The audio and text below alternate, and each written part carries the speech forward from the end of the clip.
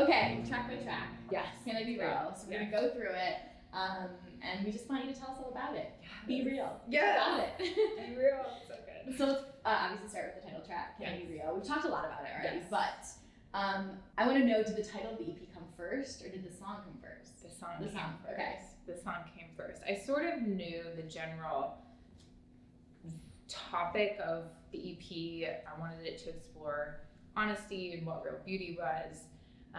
But I wrote a bunch of songs, and then we chose the ones for the EP, and Can I Be Real just stood out so much to me as a title because it's a question. And I think that's really, if I could do anything with my songs, it would be to ask questions and to just start a conversation, and not to necessarily tell people what to think or what to be.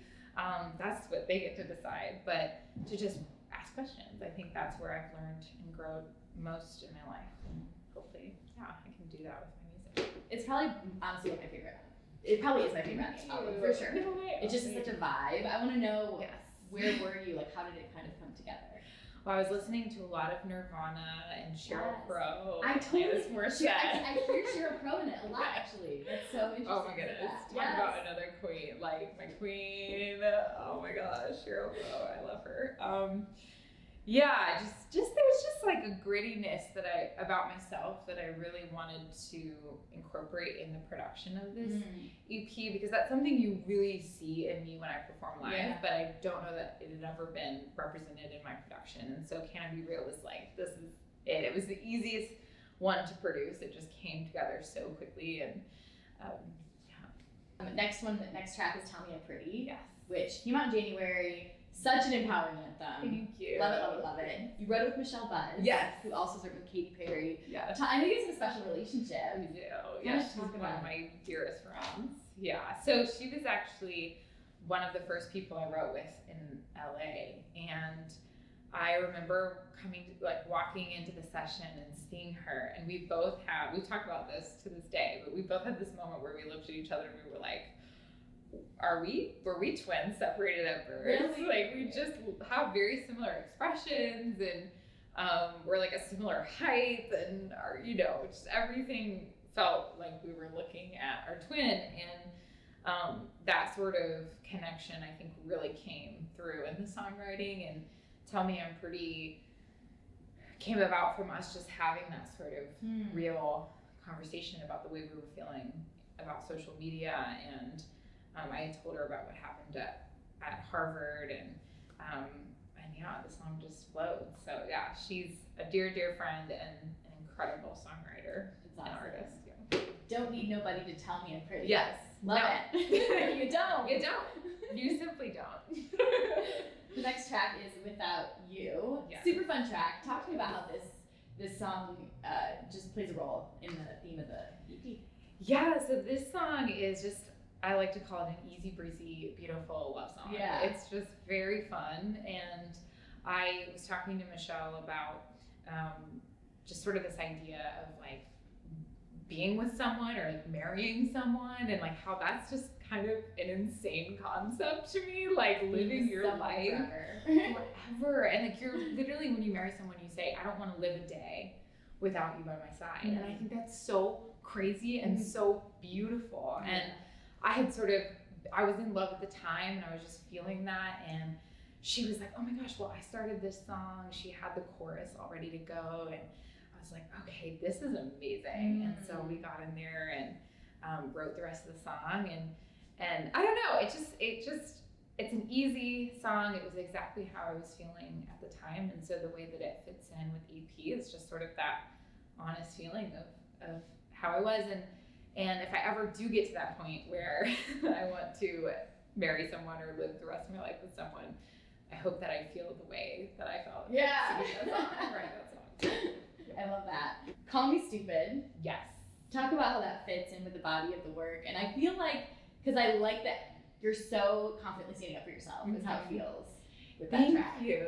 Yeah. That track came kind of from that same space of just feeling like love is so crazy. And for me, I sort of come from this background of like loving school and being a nerd and feeling like, you know, I love to think about the world, but love is something that just you will never be able to understand, no matter how much you read about it, no matter how many songs you write about it, even no matter how many times you experience it. Like it's supposed to be this sort of mysterious, magical thing, and so that's what I'm trying to say in the song, which is like, you know what? I just need to be, I don't know, embrace this mystery, embrace this thing that I can't understand.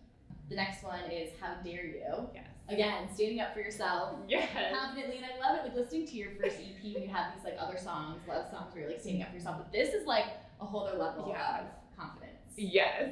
So talk about Yes. it. Tell us how to get your confidence. So this one is really funny to me because I wrote it, when I wrote the EP, I was in a relationship, and for the most part, it was like a really lovely relationship, and then at the end, it really was not. It happens. But this song I wrote kind of in the middle of it, right when I was sort of feeling a certain type of way about the state of this particular romantic relationship. And yeah, it's a song, it's How Dare You. It's about like a person who comes into your life and just completely sweeps you off your feet, and you're kind of upset about it. Yeah. You're kind of mad. Of course. This person would do this. And I think I didn't realize it at the time that I wrote it, but I think I actually really was mad. I'm sure. I feel the emotion. Yeah, but it's such a weird, I don't know, I'd never really written a song.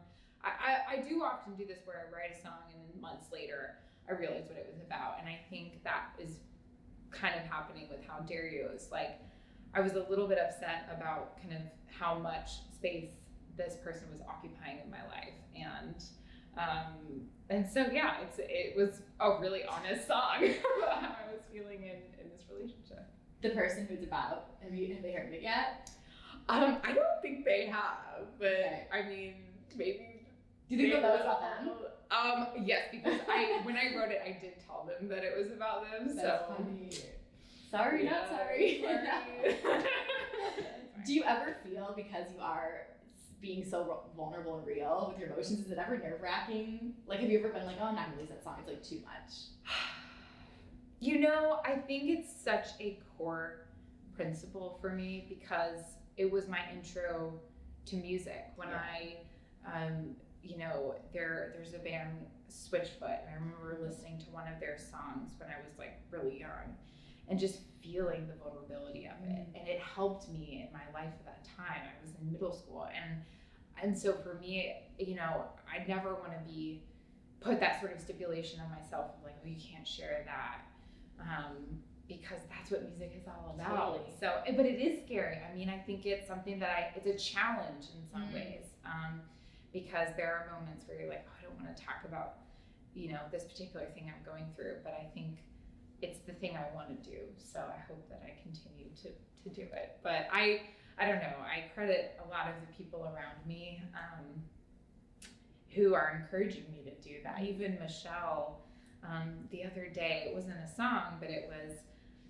there was a comment on my YouTube about, on the Tell Me I'm Pretty video about my weight. And it really made me mad. Yeah, of course. It just, and it just kind of frustrated me. And I was at dinner with Michelle and we were talking and she was like, you should talk about that. You should say something. Honestly, though.